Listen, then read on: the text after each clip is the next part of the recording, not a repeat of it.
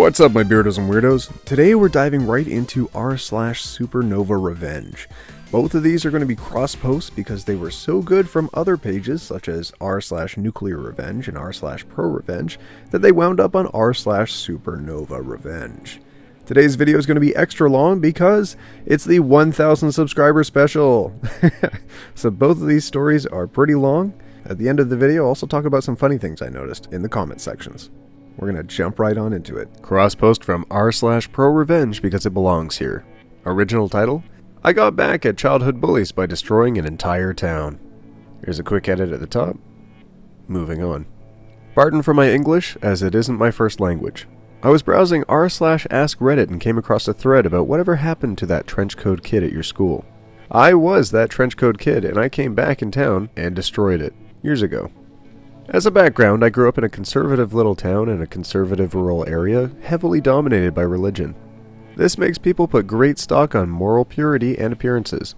Keeping up the facade is the most important thing. Everyone must go to church weekly, and people are heavily judged for appearing sinful. This was a bad thing for me, as the cards were heavily stacked against me from birth. You see, my mother lost her parents when she was young and was taken in by her uncle and aunt. The uncle had an important position in the local religious hierarchy. So when he and a couple of his friends started abusing my mom, it was ignored by everyone. When she got pregnant, it was painted as showing that she was a harlot running around seducing married men. She was cast out. Why she didn't move out of town, I don't know. But yeah, there I became into the picture. Born out of wedlock and with no father. Branded as sinful, outcast. My childhood was shiz. I don't go into details, but enough to say that by the time I started going to school, I was quite damaged. School made it worse. I was bullied relentlessly. And teachers were a part of it, since they were all part of the religious community, which saw me as stained. Imagine being the only black kid in a town run by KKK, and you get close to how it was. So yeah, in school I became that trenchcoat kid, or its local cultural equivalent. I became weird and hostile on purpose to turn people off. People were casting me into the mold of being damaged and stained, so yeah, I took it and turned it into something to protect myself with. Despite all this opposition, I managed to graduate with decent grades. A distant aunt, my only decent relative, helped me get into college in an actual city. She was the black sheep of the family and saw herself in me. Maybe? Around this time, my mother drank herself to death. I can't blame her for it. She had a little life insurance policy that helped me study. City life liberated me. I went into therapy and managed to treat the wounds that town had sliced into me. I got rid of that shizzy town, but I guess some part of it never left me. Years went by. I became a sort of analytical consultant. I work for an international company that does sort of out-of-the-box analysis for other companies. I won't go into detail to protect my identity, but we assist in solving all kinds of situations. Well, in my line of work, I'm sometimes called in to help downsizing operations. This sucks. I feel for the people who get fired, but if I wouldn't do it, someone else would. A couple of years ago, I got an assignment to go into 3 different factories and assess them wholesale. Then come with a suggestion on which of them to move abroad. My town was among those 3 factories. You see, that shizzy town I grew up in was one of those one smokestack towns, like we say in my country. There was one factory and some agriculture. Everyone worked in those jobs, like 60% of the people in the factory. Rest of the economy rolled around supporting the factory and the people working there. Most of the people were looking forward at nothing but a job at the factory after getting out of school. The religious community running the town ran the factory as well. The big shots in the community tended to be bosses in the factory. This meant that the factory wasn't run that well. Promotions were based on holiness, not on merit or skill. The trip back to the hometown was glorious. Most people didn't recognize me at first. The chubby outcast had become outwards just another corporate drone. I inspected all the paperwork, listened to all the speeches and lies, audited the process. In the process, I dropped hints, and finally they got who I was. The factory people threw a party for me then, for the old time's sake. Many of my old school buddies were there. We remembered fake good times together. I threw shadow on every part by pulling up some certain event of bullying I had endured, just to see the atmosphere turn awkward. Then I laughed at it like it was always a joke and I had grown out of it. Inside I was seething with hatred and enjoying this all. I really loved seeing their faces, seeing what they had become, because, face it, I was going to take it all away from them. In the end, they seemed relieved, believing that they were lucky it was me doing the audit. that the hometown boy would protect them. After my visit, lasting a couple of days, was over, I cruised around the town in my rented car, just to see how the people lived, to remember what it was like. My state of mind was something close to ecstatic. I had never understood why people pursue positions of power, but yeah, now I understood. The rest is, as they say, history. I wrote a really scathing report, documenting every little flaw and mistake ever done in the town plant. I didn't need to lie or fabricate. I simply took things that existed and polished them till they looked even worse than they were. The factory was shut down, and in the following 3 years, the town died. No business venture ever came to replace it. Drug use and alcohol use spiked, as did crime and domestic violence. Lives fell apart. Families fell apart. They still haven't recovered, save for a few brighter souls who moved away. I still stalk them on social media sometimes, enjoying how shizzy their lives are. How they all finally got to pay for what they did to me and my mom. I don't feel a slight bit of remorse. If I could do it all again, I would. Only I'd first make it so I could be present to watch when they received the news about the factory being shut down. Hell, in my fantasy version of events, I'd stay in town for a year just to see everyone fall apart. In reality, I will only go there back once. When my uncle finally dies, I'm going to go visit his grave. Well, this was my first dive into r/SuperNovaRevenge, and I can say this one is definitely worth the read. I am sorry about everything that happened to you and your family, but what a righteous way of getting back at them. Yeah, you definitely deserved some retribution here, and I'm glad that you were in a position of power to be able to take it. It's interesting to think that if they hadn't treated you that way, perhaps you wouldn't have been set on that path in life that would have given you the position and power to be able to shut down that factory to get that retribution. Funny how things work out. Oh, thanks for sharing that, OP. I was told that this belongs here from r/nuclear-revenge. Humiliate me? Hit me? Fight my brother? 900 plus honeybees would like to help me break up with you. Throwaway account for obvious reasons, though I think if he or any of my immediate family reads this, they'll know who I am. It's not every day someone gets bee-sworn by an apiarist daughter. TLDR at the bottom. So here's the necessary background. I come from a family of sideline beekeepers, so I've been around bees my whole life. I have no problem being around creepy crawlies, and bees tend to be comforting in some way for me. It isn't like a pet, though. More like a distraction from the real life? Anyways, I'm weird, and I like bees more than people. My dad is a sideline apiarist, so selling honey and queen bees is his side business. His main job is an architect. I started dating a junior athlete in high school 2 years ago. He was everything I wanted when I was going through my teen fantasy phase. Tall, blonde, smelled great. And he was an absolute delight to be around. For the sake of the story, we'll call him Harris. Harris was a bit of a troubled kid. I knew his parents put pressure on him, but that often led to outbursts at others. Since I, his lovely bee-obsessed girlfriend, was there at all times, I was the easiest to lash out at. Now, I'm not a short girl by any means, but Harris, like I said, was tall. At the time, I hated to admit that, but I was truly afraid whenever he decided to pick on me. But these events were so far and few that I ignored them, because, he was amazing. We had some of the best times, and he was the first and only guy I've ever been with. I'll spare you the details, but I thought it was going to be a secret between me and him. My honeymoon with him died a year later, when he invited me to the senior prom. I was a sophomore at the time, so I was super stoked to go. I picked out a dress and everything, feeling on top of everything. But I was a bit on the heavy side back then, but not to the point where it was noticeable unless I took off my clothes. Still, dress! Something that isn't pants!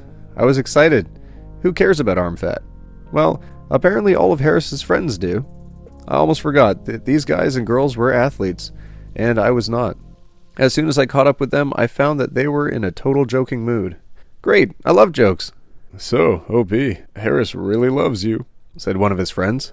I know, I could act smug. I grinned. Yeah, I replied, and I love him too. Cue a kissing interlude. His friend rolled her eyes, and said something about me being weirdly cute. Harris grinned, took a break for me to talk. Oh, really cute? Like what? A baby hippo. She probably meant this in jest, but I thought it was unusual. Maybe I was self-conscious or something, and thought it was a fat joke. I didn't laugh, and I could feel my face go hot. I'd picked up a Coke earlier, and I was pretty sure it was heating up in my palms. True, Harris said in his ever-so-suave voice as he wrapped his arms around me. His hand traveled down the side of my dress, and he squeezed my stomach. OP is my baby hippo, and I saw all of it. All of it? Excuse me, you mean all of her, and I'm right here.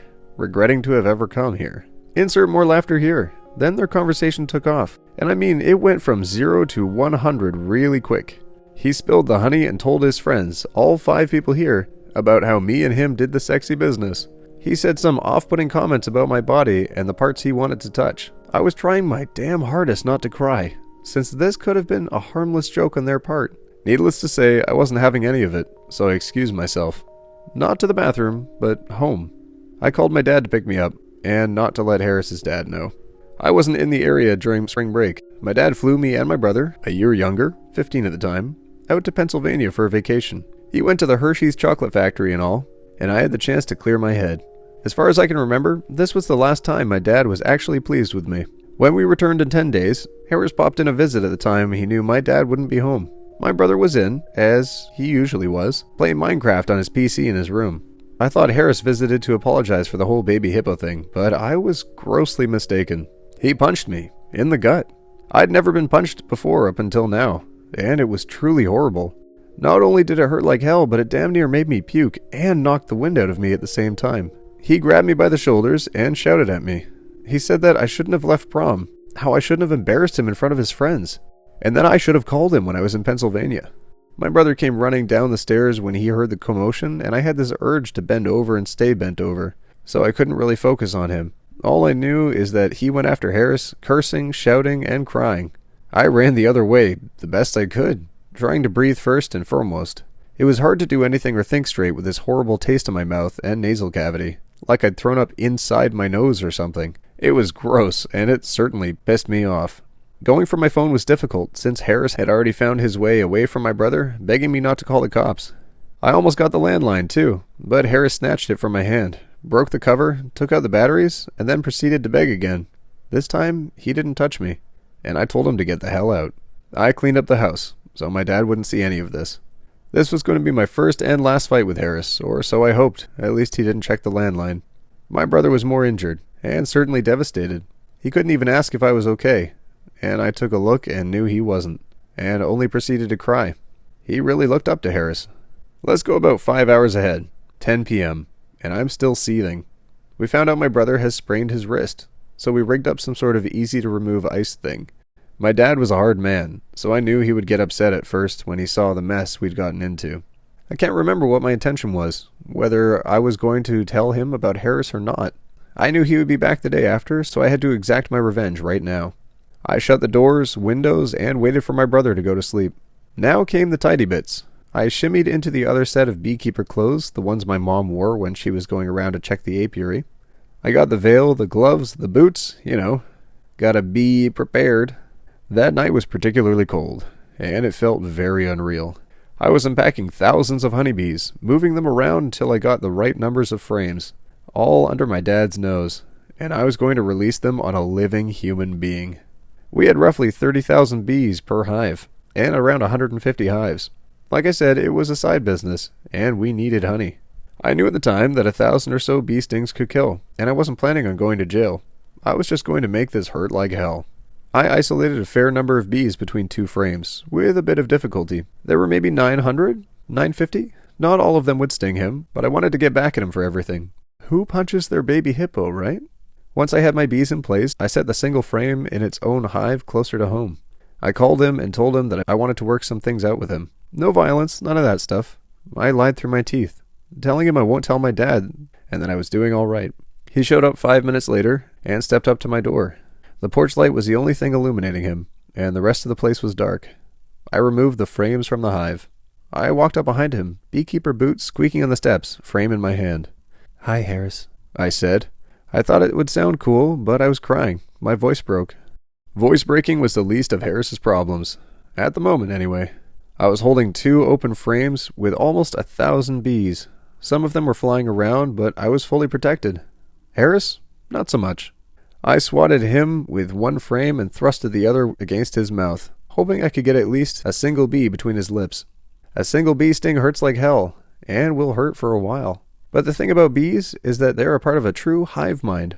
A single bee dies, and all other bees in the area go into defensive mode, stinging at whatever flesh and deter whatever attacker they can find in order to protect the hive.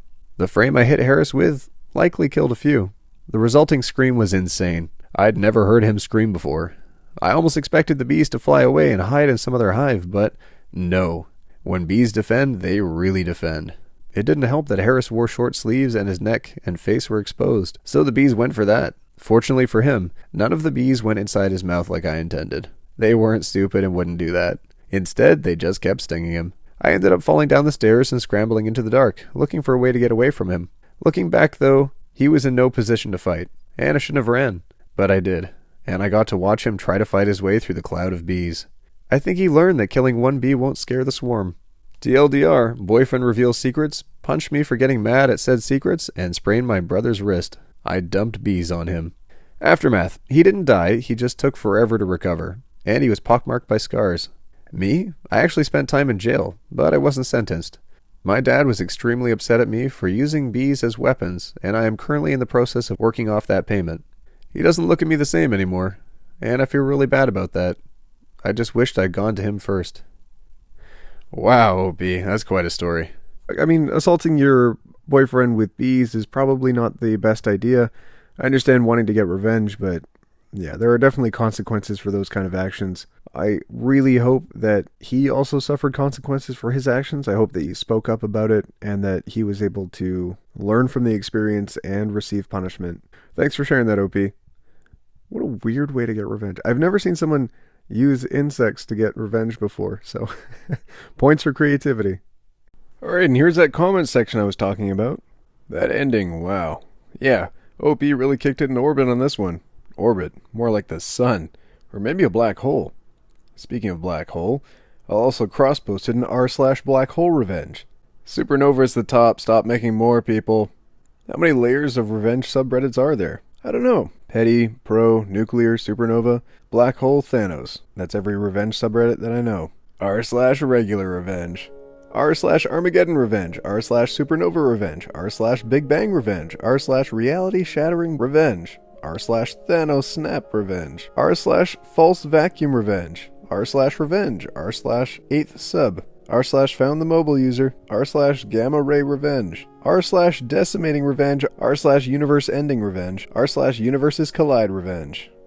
Alright, but Beardos and Weirdos, I hope you enjoyed the 1000 sub special and our first dive into r/SuperNovaRevenge. Thanks again for everyone who subscribed lately, and clearly if you guys are enjoying these videos, I'll keep making them. Let me know in the comments below what you want to see and what you liked about these videos. I get back to every single person who leaves a comment, unless I don't, because sometimes there's too many. Alright, I'll see you in the next video, where we take it one topic at a time.